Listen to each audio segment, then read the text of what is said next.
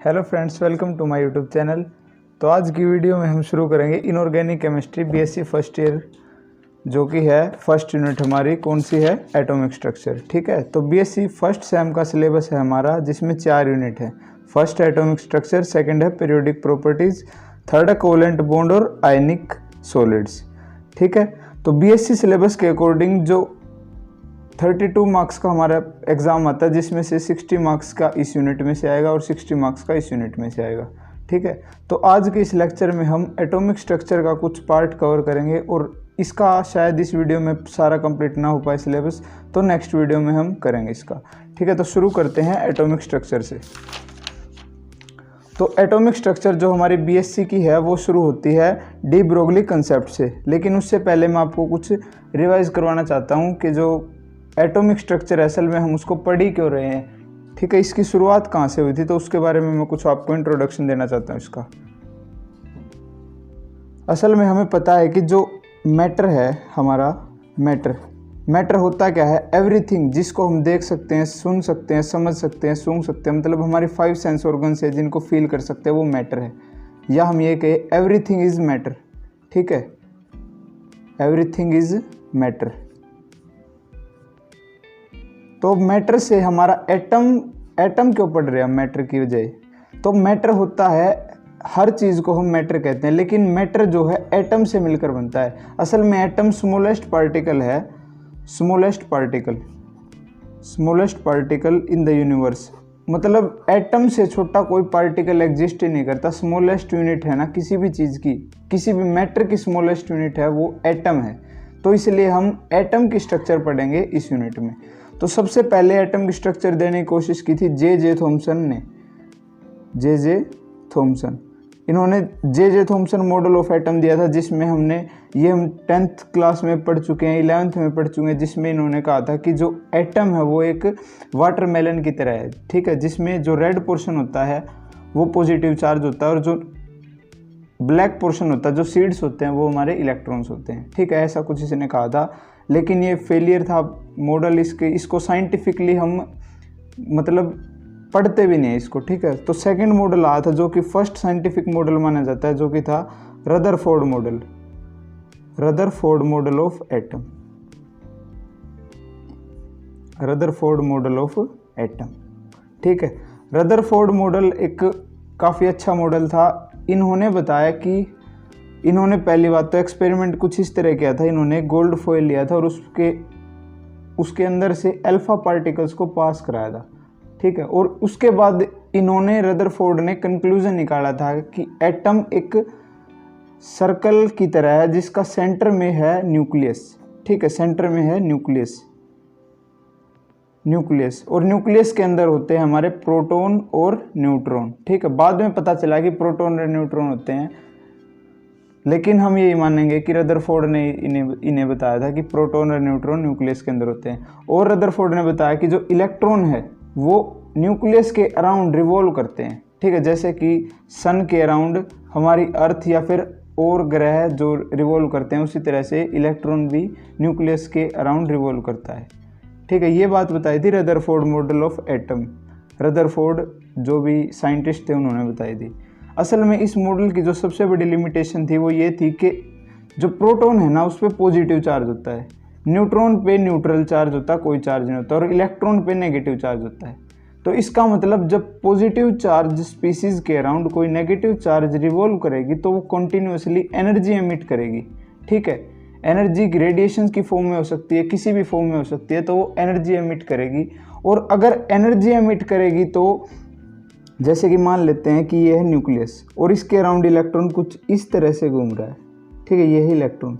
जैसे जैसे ये एनर्जी लूज करेगा या एनर्जी एमिट करेगा तो धीरे धीरे ये इसकी जो पाथ है वो कुछ इस तरह से होती जाएगी और एक टाइम के बाद ये एनर्जी लूज करने के बाद न्यूक्लियस के अंदर ही एंटर हो जाएगा।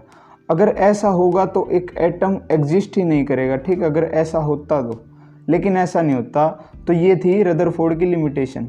बाद में नेल्स बोहर नाम के साइंटिस्ट ने ये बताया कि जो ये इलेक्ट्रॉन रिवॉल्व करता है ये एक फिक्स्ड एनर्जी में रिवॉल्व करता है। ठीक है, जो इलेक्ट्रॉन है उसकी एनर्जी फिक्स होती है, क्वांटाइज्ड होती है, क्वांटाइज्ड। ठीक है। क्वांटाइज्ड एनर्जी होती है, जो कि बोर्स ने बताया था कि ये क्वांटाइज्ड एनर्जी क्या होती है, जो इसका एंगुलर मोमेंटम है, जो ये रिवॉल्व करता है, ये किसकी वजह से रिवॉल्व करता है, एक एंगुलर मोमेंटम की वजह से रिवॉल्व करता है, जो कि होता है mvr, that is angular momentum, जो कि किसका, जो कि होल नंबर मल्टीपल होता है h अपॉन में 2 पाई, ठीक है। 2 पाई एक कांस्टेंट वैल्यू है और इसका whole number multiple n is the value, n can be 1 2 3 4 कुछ भी हो सकती है, whole number multiple, whole number समझते हो ना आप, 0 1 2 3 इन्फिनिटी तक ये सारे होल नंबर्स होते हैं।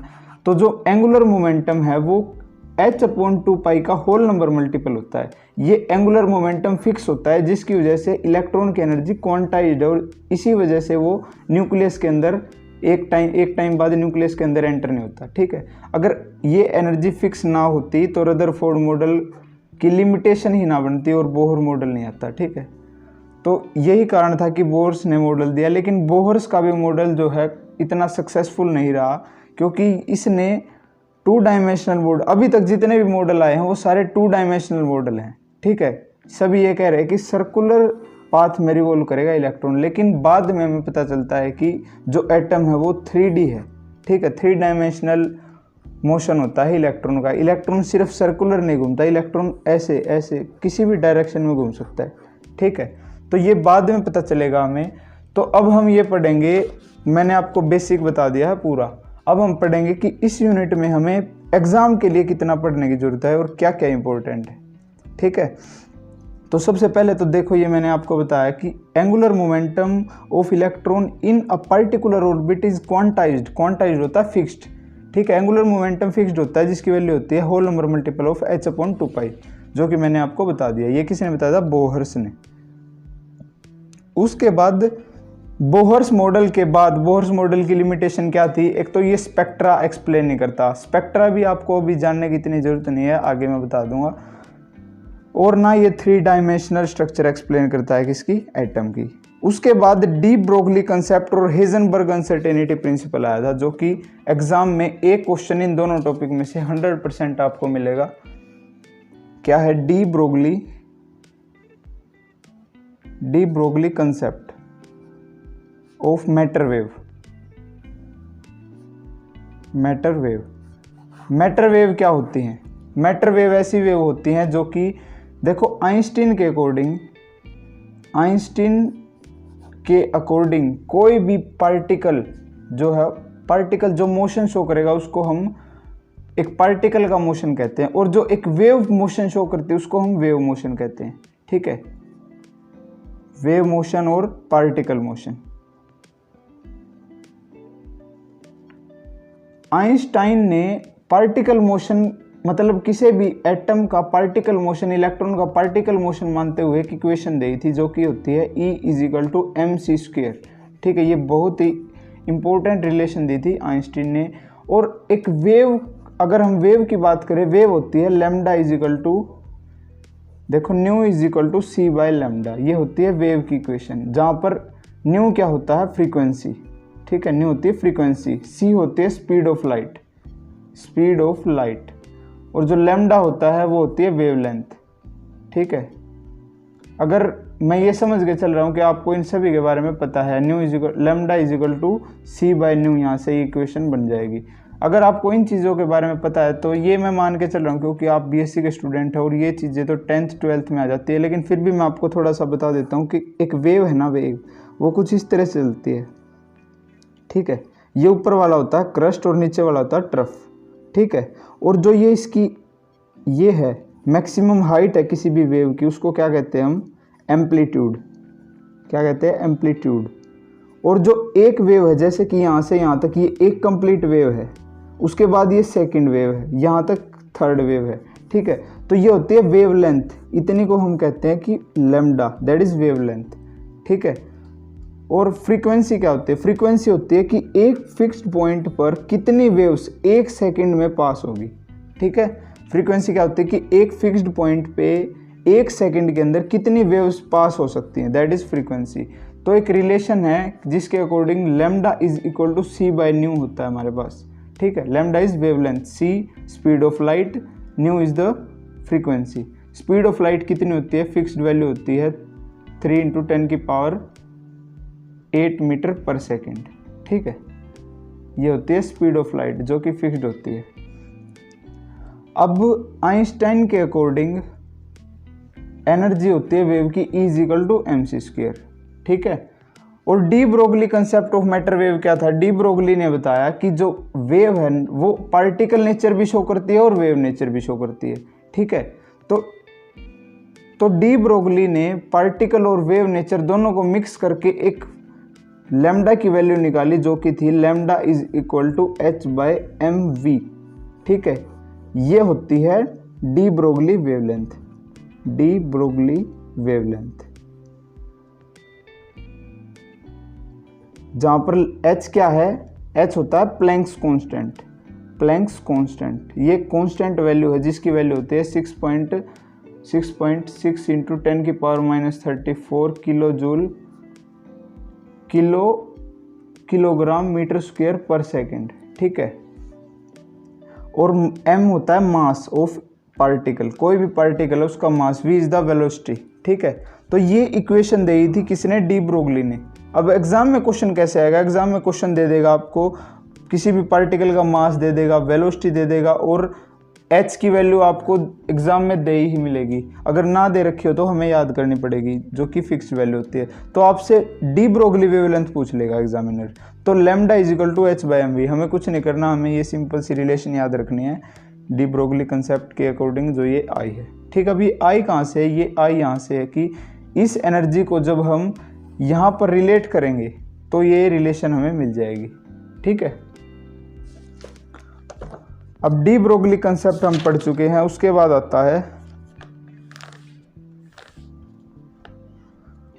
आता है डी ब्रोगली कंसेप्ट कंप्लीट हो गया। उसके बाद आता है कि इलेक्ट्रोमैग्नेटिक वेव और मैटर वेव में क्या डिफरेंस होता है।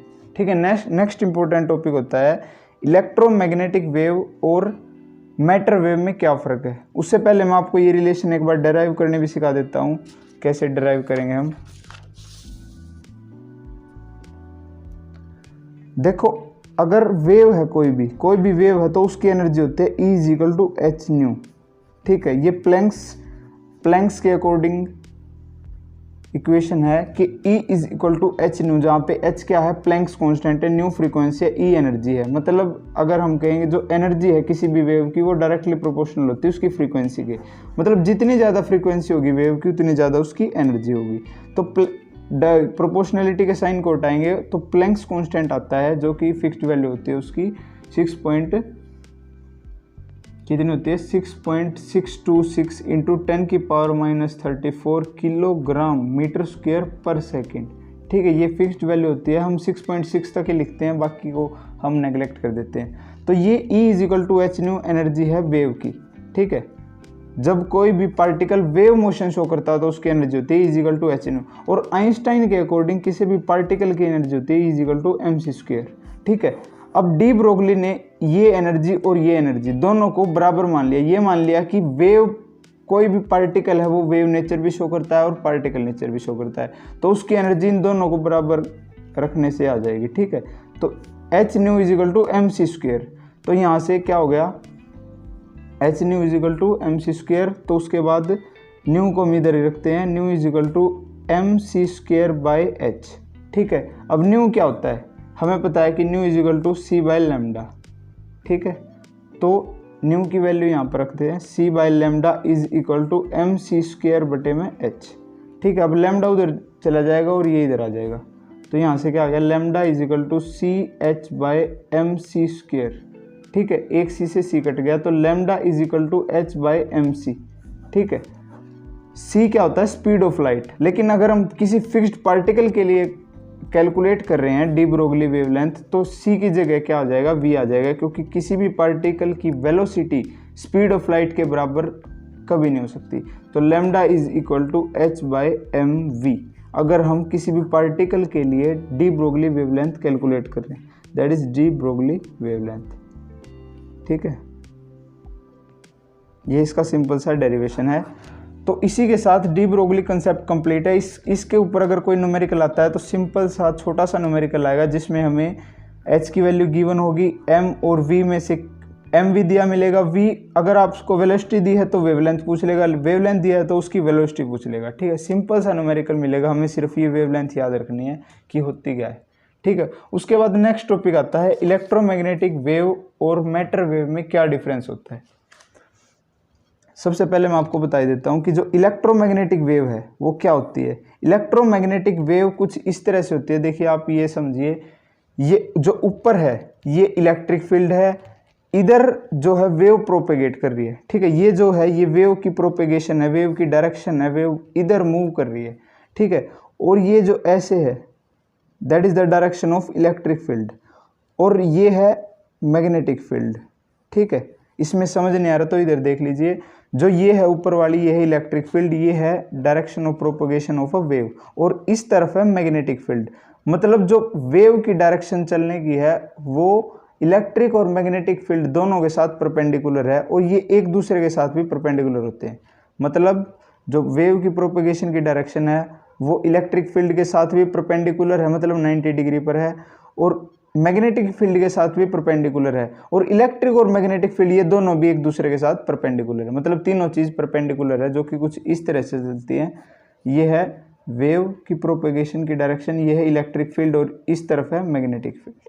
ठीक है, तो ये इसको हम कहते हैं इलेक्ट्रोमैग्नेटिक वेव। ठीक है, जिसकी स्पीड जो है फिक्स्ड होती है, जो कि 3 × 10⁸ मीटर पर सेकंड, जो कि लाइट की स्पीड होती है। और ये जो है ये वेव इलेक्ट्रोमैग्नेटिक वेव है, ये कोई भी सोर्स एमिट कर सकता है, मतलब ये रेडिएट होती हैं। ठीक है, ये अपने आप पार्टिकल जनरेट नहीं करता, ये रेडिएशंस की वजह से एमिट होती हैं। और डिफरेंस अगर मैं आपको बताऊं तो देख लीजिए, जो इलेक्ट्रोमैग्नेटिक वेव है, पहली बात तो यही है कि इलेक्ट्रिक और मैग्नेटिक फील्ड के साथ ये परपेंडिकुलर होती है, लेकिन मैटर वेव इलेक्ट्रिक और मैग्नेटिक फील्ड के साथ एसोसिएट ही नहीं होती, तो परपेंडिकुलर तो कहाँ से होंगी। अब इलेक्ट्रोमैग्नेटिक वेव्स जो है वो रेडिएट की जाती हैं स्पेस में या फिर एमिट होती हैं। ठीक है, मैं बता चुका हूँ कि ये एमिटेड रेडिएशंस होती हैं, मतलब रेडिएशंस से ही आप समझ सकते हैं कोई भी रेडियो एक्टिव सब्सटेंस होता है जो कि रेडिएशंस रिलीज करता है, वो इलेक्ट्रोमैग्नेटिक वेव्स की फॉर्म में होती है। लेकिन जो मैटर वेव्स हैं वो कोई भी पार्टिकल एमिट नहीं करता, वो पार्टिकल से ही एसोसिएट होती है। मतलब कोई भी छोटा पार्टिकल कुछ इतनी स्पीड से चलता है कि वो हमें वेव की फॉर्म में दिखाई देता है।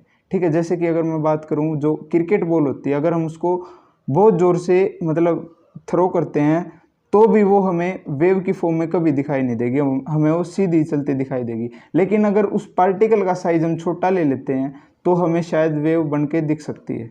ठीक है, तो ये होती है मैटर वेव्स। अब जो इलेक्ट्रोमैग्नेटिक वेव्स है वो वैक्यूम में या फिर कहें हम स्पेस में ट्रैवल कर सकते हैं इजीली, जो कि अल्ट्रावायलेट रेडिएशंस होती हैं, इंफ्रारेड रेडिएशन है, सन जो हमें सन से प्रोवाइड होती हैं, वो सारी कौन सी होती है इलेक्ट्रोमैग्नेटिक वेव्स, क्योंकि वो स्पेस में इजीली ट्रैवल कर सकती है और स्पेस में वैक्यूम होता है। लेकिन जो मैटर वेव्स होते हैं वो स्पेस में ट्रैवल नहीं कर सकती, जैसे कि हमारी साउंड वेव्स हैं। साउंड वेव्स किस वजह से होती हैं, पार्टिकल्स के वाइब्रेशन की वजह से होती हैं।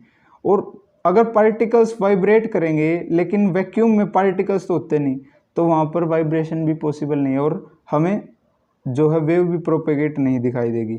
अब बात करें वेलोसिटी की, इलेक्ट्रोमैग्नेटिक वेव्स की जो वेलोसिटी है वो सेम होती है, लेकिन मैटर वेव्स की वेलोसिटी डिफरेंट होती है। ठीक है, कोई साउंड हमें ज़्यादा मतलब किसी साउंड की ज़्यादा पीक होती है, किसी की कम पीक होती है, कोई एम्पलीट्यूड में ज़्यादा होती है, कोई कम होती है।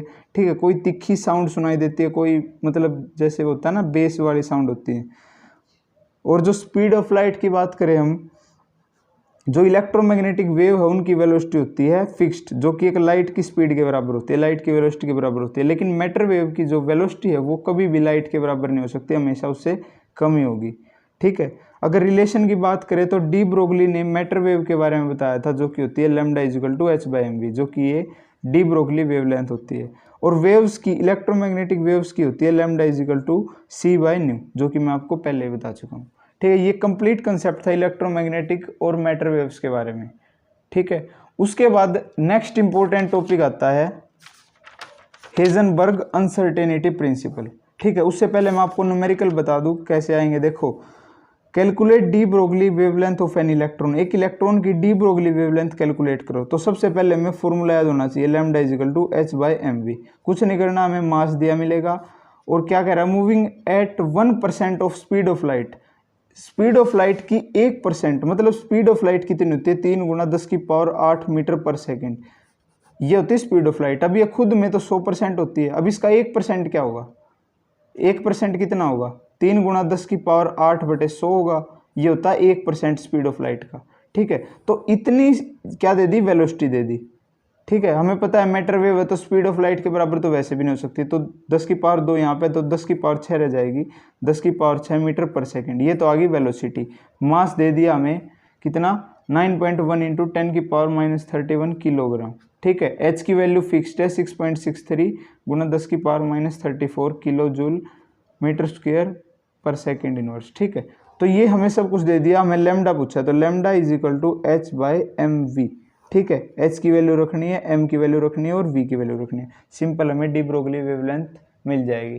ठीक है, तो इस तरह के क्वेश्चन हमें देखने को मिल सकते हैं एग्जाम में। अब नेक्स्ट इंपॉर्टेंट टॉपिक आता है हेजनबर्ग अनसर्टेनिटी प्रिंसिपल। ठीक है, जो कि बहुत सारे स्टूडेंट कंफ्यूज हो जाते हैं कि ये मतलब थोड़ा सा डिफिकल्ट मानते हैं इस टॉपिक को, लेकिन मैं आपको कुछ इस तरह से बताऊंगा कि आपको ये सारा समझ आ जाएगा, और इसमें से एक न्यूमेरिकल 100% मिलेगा आपको हेजनबर्ग अनसर्टेनिटी प्रिंसिपल पे। तो ये होता क्या है Heisenberg uncertainty principle. Heisenberg uncertainty principle के अकॉर्डिंग किसी भी इलेक्ट्रॉन की या फिर माइक्रोस्कोपिक पार्टिकल की हम एक टाइम पर पोजीशन, मतलब एक फिक्स टाइम पर पोजीशन भी और उसकी वेलोसिटी भी, ठीक है, वो कैलकुलेट नहीं कर सकते साथ के साथ में। मतलब या तो हम पोजीशन कैलकुलेट कर सकते हैं या वेलोसिटी कैलकुलेट कर सकते हैं किसी फिक्स्ड टाइम पे, दोनों की दोनों एक ही साथ कैलकुलेट करना इम्पॉसिबल है। ठीक है, इसकी स्टेटमेंट क्या है, it is impossible to measure simultaneously both the position and velocity of a microscopic particle with absolute accuracy and certainty. मतलब किसी भी माइक्रोस्कोपिक पार्टिकल की, जरूरी नहीं है कि वो इलेक्ट्रॉन ही हो, कोई भी माइक्रोस्कोपिक पार्टिकल जिसका साइज नैनोमीटर या फिर एंगस्ट्रॉम में होता है, वो सारे माइक्रोस्कोपिक पार्टिकल हैं। 10⁻⁶ से जितने भी छोटे पार्टिकल्स होते हैं सारे माइक्रोस्कोपिक पार्टिकल के अंदर हम ले सकते हैं। ठीक है, तो उसकी पोजीशन भी और वेलोसिटी भी हम एक ही टाइम पे साइमल्टेनियसली होता है, साथ के साथ में हम कैलकुलेट नहीं कर सकते विद एब्सोल्यूट एक्यूरेसी, मतलब बिल्कुल एक्यूरेटली हम कभी भी कैलकुलेट नहीं कर सकते। ठीक है, तो इसलिए जो हेजनबर्ग नाम के साइंटिस्ट थे उन्होंने एक रिलेशन दी थी, जो रिलेशन बहुत इंपॉर्टेंट है कि ΔX × ΔP is always greater then और इक्वल टू h/4π। ठीक है, ये बहुत इंपॉर्टेंट रिलेशन है जो कि मैं आपको बताने जा रहा हूँ। जो ΔX है, x इज पोजीशन। ठीक है, x क्या होता है, पोजीशन। पोजीशन किसी भी पार्टिकल की या फिर मैक्रोस्कोपिक पार्टिकल की या हम इलेक्ट्रॉन की भी कह सकते हैं। अब डेल्टा क्या होता है, डेल्टा मैंने होता है चेंज। ठीक है, चेंज।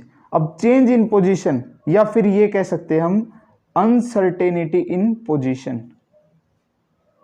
अनसर्टेनिटी इन पोजीशन मतलब पोजीशन के बारे में हम सर्टेन नहीं है, हमें पता नहीं है कि उसकी पोजीशन एग्जैक्टली क्या है। ठीक है, और डेल्टा पी होता है uncertainty in angular, uncertainty in momentum, sorry. ठीक है, डेल्टा पी होता है अनसर्टेनिटी इन मोमेंटम, जो कि होता है m∆v।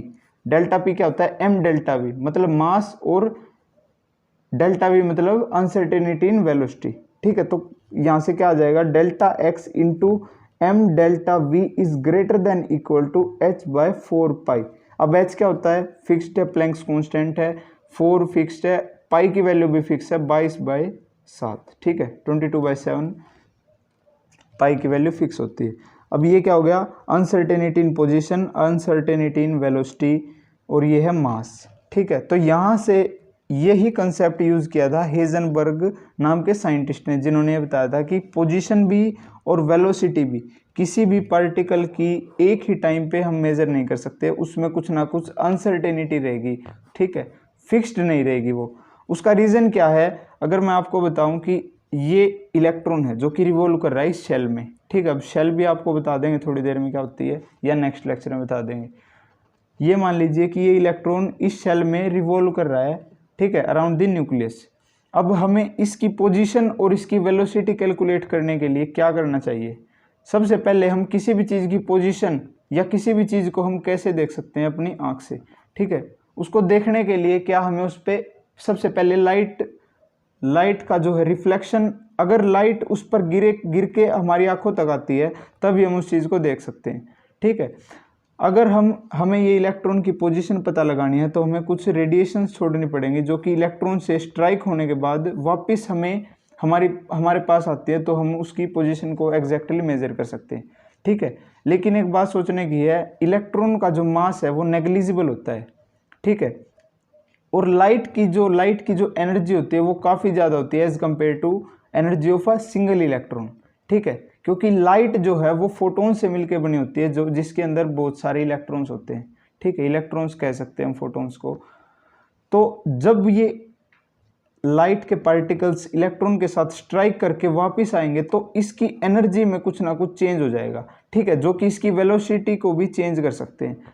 तो इस टाइम पे हमने इसकी पोजीशन तो कैलकुलेट कर ली, लेकिन उसकी वेलोसिटी में हमने चेंज कर दिया, जिसकी वजह से उसकी वेलोसिटी में कुछ ना कुछ अनसर्टेनिटी आ गई, ठीक है। तो यही कारण है कि हम एक ही टाइम पे या तो पोजीशन कैलकुलेट कर सकते हैं या फिर उसकी वेलोसिटी कैलकुलेट कर सकते हैं, दोनों की दोनों हम एक साथ में कैलकुलेट नहीं कर सकते, ठीक है। तो ये था हेजनबर्ग अनसर्टेनिटी प्रिंसिपल। तो इसके बेस्ड पे हम बहुत सारे न्यूमेरिकल भी सोल्व करेंगे, तो बाकी का हम करेंगे नेक्स्ट वीडियो के अंदर, ठीक है। अब मैं आपको प्रीवियस ईयर का क्वेश्चन पेपर दिखा देता हूँ, उसमें किस तरह के क्वेश्चन मिलेंगे हमें, ठीक है। ये है 2019 का क्वेश्चन पेपर। इसके अंदर देख लीजिए क्वेश्चंस अटेम्प्ट कैसे करने हैं। सबसे पहली बात तो 5 क्वेश्चंस मिलेंगे हमें, ठीक है। सेक्शन 1 मतलब क्वेश्चन नंबर 1, क्वेश्चन नंबर 2, 3, 4, 5, ठीक है। 9 क्वेश्चंस में से हमें कोई भी 5 अटेम्प्ट करने हैं, जिसमें से फर्स्ट क्वेश्चन जो है कंपलसरी मिलेगा, ठीक है। फर्स्ट क्वेश्चन होता है हमारा 8 नंबर का, ठीक है, जिसमें 4 पार्ट मिलेंगे 2-2 नंबर के। अब सेक्शन ए में से 4 पार्ट क्वेश्चन मिलेंगे, उनमें से कोई भी 2 करने होते हैं, और सेक्शन बी में से कोई भी 2 करने, इसमें भी 4 ही मिलेंगे, ठीक है। अब सेक्शन ए में 2 यूनिट मिलेंगे हमें। पहली यूनिट है एटॉमिक स्ट्रक्चर और सेकंड है पीरियोडिक क्लासिफिकेशन, ठीक है। अगर हम एटॉमिक स्ट्रक्चर यूनिट को कवर करते हैं तो देख लीजिए second question complete atomic structure में से है, third question complete atomic structure में से है, फोर्थ क्वेश्चन कंप्लीट है, ठीक है। डायपोल मोमेंट आ गया, या फिर ये आयनिक रेडिया, ये थोड़ा सा पार्ट है किसका, पीरियोडिक प्रॉपर्टीज वाली यूनिट का। लेकिन सबसे पहले हमें जितना पढ़ा है उसके बेस्ड पे हम देखते हैं कि हमारे कितने मार्क्स कवर हो गए हैं। तो फर्स्ट सेकंड ये कोई भी क्वेश्चन अभी तक नहीं आया है। तो सेक्शन ए की बात करें हम, तो सेक्शन ए में से हमने सिर्फ अभी तक एक क्वेश्चन किया है, ठीक है, जो कि फोर्थ क्वेश्चन है 3 नंबर का, कि calculate uncertainty in velocity of cricket ball of mass this if uncertainty in position of order 1 angstrom, ठीक है। ये हमने अभी किया है, ये है अनसर्टेनिटी कंसेप्ट पे बेस्ड है, हेजनबर्ग अनसर्टेनिटी प्रिंसिपल पे बेस्ड है, ठीक है।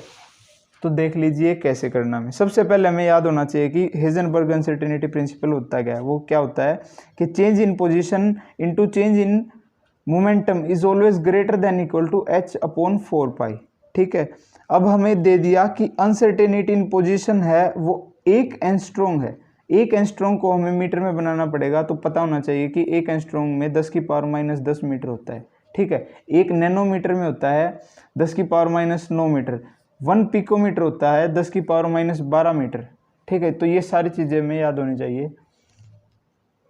तो अब हम कैलकुलेट करते हैं क्या, uncertainty in velocity of a cricket ball, ठीक है, जिसका मास दे रखा है हमें, मास दे रखा है 200 ग्राम, ठीक है। पोजीशन दे दी डेल्टा एक्स, अनसर्टेनिटी इन पोजीशन दे दी 1 एंगस्ट्रॉम जो कि है 10⁻⁻10 मीटर, ठीक है। डेल्टा वी हमें कैलकुलेट करना है। एच की वैल्यू हमें पता है कि क्या होती है 6.63 into 10⁻34 kilogram metre square per second, ठीक है। अब हम सारी वैल्यूज़ को पुट करते हैं इस इक्वेशन में, इसमें नहीं करेंगे, हम इसमें करेंगे क्योंकि हमें वेलोसिटी निकालनी है। ये है मोमेंटम, मोमेंटम क्या होता है मास इंटू वेलोसिटी। तो डेल्टा एक्स क्या है, डेल्टा एक्स है 10⁻10 इंटू मास दे दिया 200 ग्राम, ठीक है। अब मास 200 ग्राम दे दिया, लेकिन यहाँ पे एच की वैल्यू में हमने किलोग्राम यूनिट यूज़ कर रखी है, तो मास को भी हमें किलोग्राम में बनाना पड़ेगा, तो 200/1000, ठीक है, ये हो गया किलोग्राम में। ठीक है, तो मास कितना हो गया 200/1000 into delta v. Delta v is uncertainty in velocity is greater than equal to, h क्या है 6.63 इंटू 10⁻34 बटे में 4 इंटू पाई की वैल्यू होती है 22/7 फिक्स्ड है। ठीक है, तो यहाँ से हम डेल्टा वी की वैल्यू इजीली निकाल सकते हैं, जो कि सोल्व करके कितनी आएगी, ये मिलेगी हमें 2.5 इंटू 10⁻24 मीटर पर सेकेंड।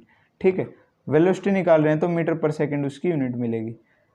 ये ग्रेटर देन इक्वल टू मिलेगी हमें, क्योंकि हमें फिक्स्ड वैल्यू नहीं पता है वेलोसिटी की, ना ही हमें पोजीशन की फिक्स्ड वैल्यू पता है।